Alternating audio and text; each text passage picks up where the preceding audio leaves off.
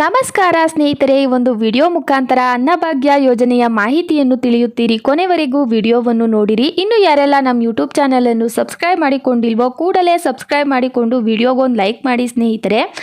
ಎಲ್ಲ ಕರ್ನಾಟಕದ ಜನತೆಯೂ ಕೂಡ ಪಂಚ ಗ್ಯಾರಂಟಿ ಯೋಜನೆಗಳ ಪ್ರಯೋಜನಗಳನ್ನು ಕೂಡ ಪಡೆದುಕೊಳ್ಳುತ್ತಿದ್ದಾರೆ. ಒಂದೊಂದು ಯೋಜನೆಗಳಲ್ಲೂ ಕೂಡ ಒಂದೊಂದು ರೀತಿಯ ವಿವಿಧ ಸೌಲಭ್ಯಗಳು ಕೂಡ ಇದ್ದೇ ಇರುತ್ತದೆ. ಒಂದು ಹಣದ ಸೌಕರ್ಯವಾದರೆ ಇನ್ನೊಂದು ಉಚಿತ ಸೌಲಭ್ಯ ಇದ್ದೇ ಇರುತ್ತದೆ. ಈ ರೀತಿಯ ಯೋಜನೆಗಳಲ್ಲಿ ಧಾನ್ಯಗಳನ್ನು ಕೂಡ ವಿತರಣೆ ಮಾಡಲಾಗುತ್ತದೆ. ಅಂದರೆ ಅನ್ನಭಾಗ್ಯ ಯೋಜನೆ ಮುಖಾಂತರ ಎಲ್ಲ ಫಲಾನುಭವಿಗಳು ಕೂಡ 5 kg ಅಕ್ಕಿಯನ್ನು ವಿತರಣೆ ಮಾಡುತ್ತದೆ ಸರ್ಕಾರ. ಆಹಾರ ಇಲಾಖೆಯು 5 kg ಅಕ್ಕಿಯನ್ನು ಮಾತ್ರ ಎಲ್ಲ ಫಲಾನುಭವಿಗಳಿಗೆ ವಿತರಣೆ ಮಾಡುತ್ತಲೇ ಬಂದಿದೆ. ಈವರೆಗೂ ಕೂಡ 5 kg ಅಕ್ಕಿಯನ್ನು ವಿತರಣೆ ಮಾಡುತ್ತಿದೆ. ಇನ್ನು ಉಳಿದ 5 kg ಅಕ್ಕಿಗೆ ಸರ್ಕಾರದಿಂದ ಹಣ ಕೂಡ ಎಲ್ಲರಿಗೂ ಜಮಾ ಆಗುತ್ತದೆ. ಇದುವರೆಗೂ 8 ಕಂತಿನ ಹಣ ಜಮಾ ಆಗಿದೆ.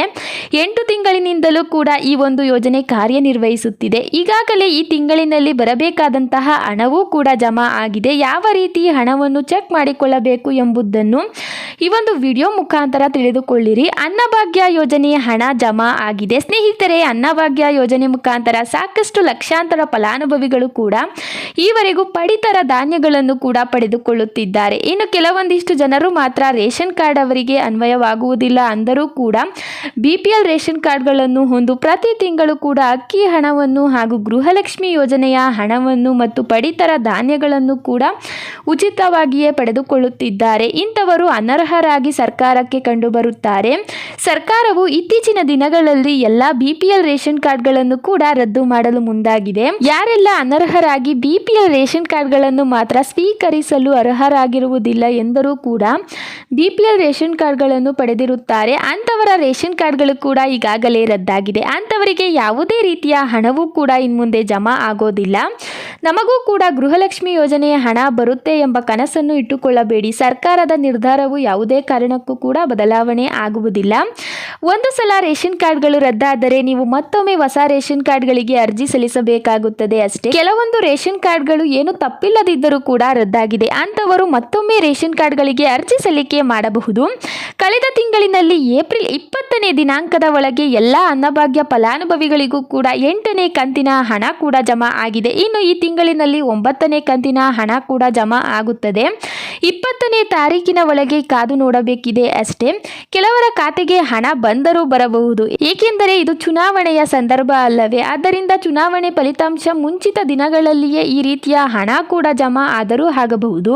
ಕಳೆದ ತಿಂಗಳಿನಲ್ಲಿ ಜಮಾ ಆಗಿರುವಂತಹ ಹಣವನ್ನು ಈ ರೀತಿ ಚೆಕ್ ಮಾಡಿಕೊಳ್ಳಿ.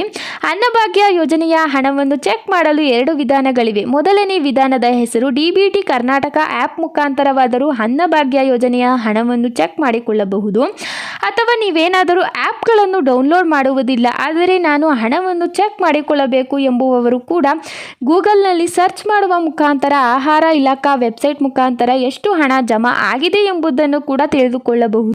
ಇನ್ನೊಂದು ಸುಲಭ ವಿಧಾನವೆಂದರೆ ಅದುವೇ ನಿಮ್ಮ ಪಾಸ್ಬುಕ್ ಅನ್ನು ಎಂಟ್ರಿ ಮಾಡಿಸುವುದು. ಈ ರೀತಿ ಎಂಟ್ರಿ ಮಾಡಿಸುವುದರಿಂದಲೂ ಕೂಡ ಹಣ ಜಮಾ ಆಗಿದೆಯೋ ಇಲ್ಲವೋ ಎಂಬುದು ಕೂಡ ತಿಳಿಯುತ್ತದೆ. DBT ಕರ್ನಾಟಕ ಅಪ್ಲಿಕೇಶನ್ ಮುಖಾಂತರ ಹಣವನ್ನು ಈ ರೀತಿ ಚೆಕ್ ಮಾಡಿಕೊಳ್ಳಿ.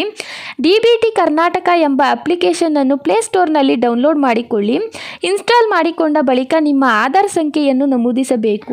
ನಿಮ್ಮ ಆಧಾರ್ ಕಾರ್ಡ್ ಸಂಖ್ಯೆಯನ್ನು ನಮೂದಿಸಿದ ಬಳಿಕ ಆಧಾರ್ ಕಾರ್ಡ್ಗೆ ಲಿಂಕ್ ಆಗಿರುವಂತಹ ಮೊಬೈಲ್ ಸಂಖ್ಯೆಗೆ ಒಂದು OTP ರವಾನೆ ಆಗುತ್ತದೆ. ಬಳಿಕ OTPಯನ್ನು ನಮೂದಿಸಿದ 4 ಸಂಖ್ಯೆಯ ಪಾಸ್ವರ್ಡ್ ಅನ್ನು ಕೂಡ ನೀವು ಕ್ರಿಯೇಟ್ ಮಾಡಿಕೊಳ್ಳಬೇಕು. MPIN ಎಂದು ಕರೆಯಲಾಗುತ್ತದೆ ಈ ಒಂದು ಪಾಸ್ವರ್ಡ್ ಅನ್ನು.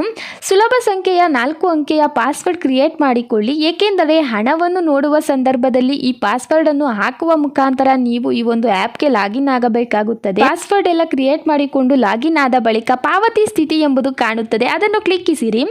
ಈಗ ನೀವು ಎಷ್ಟು ಹಣ ಜಮಾ ಆಗಿದೆ ಎಂಬುದನ್ನು ಕೂಡ ನೋಡಬಹುದು. ಹಾಗೂ ಯಾವ ತಿಂಗಳಿನಲ್ಲಿ ಯಾವ ಕಂತಿನ ಹಣ ಬಂದಿದೆ ಎಂಬುದನ್ನು ಕೂಡ ನೋಡಬಹುದು.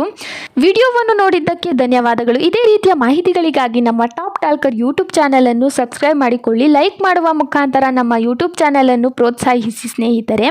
ಇದೇ ರೀತಿಯ ಮಾಹಿತಿಗಳನ್ನು ದಿನನಿತ್ಯವೂ ಕೂಡ ಅಪ್ಲೋಡ್ ಮಾಡಲಾಗುತ್ತದೆ. ಈ ಒಂದು ವಿಡಿಯೋ ಉಪಯುಕ್ತವಾಗಿದ್ದಲ್ಲಿ ನಿಮ್ಮ ಸ್ನೇಹಿತರೊಡನೆಯಲ್ಲೂ ಕೂಡ ಶೇರ್ ಮಾಡಿಕೊಳ್ಳಿ.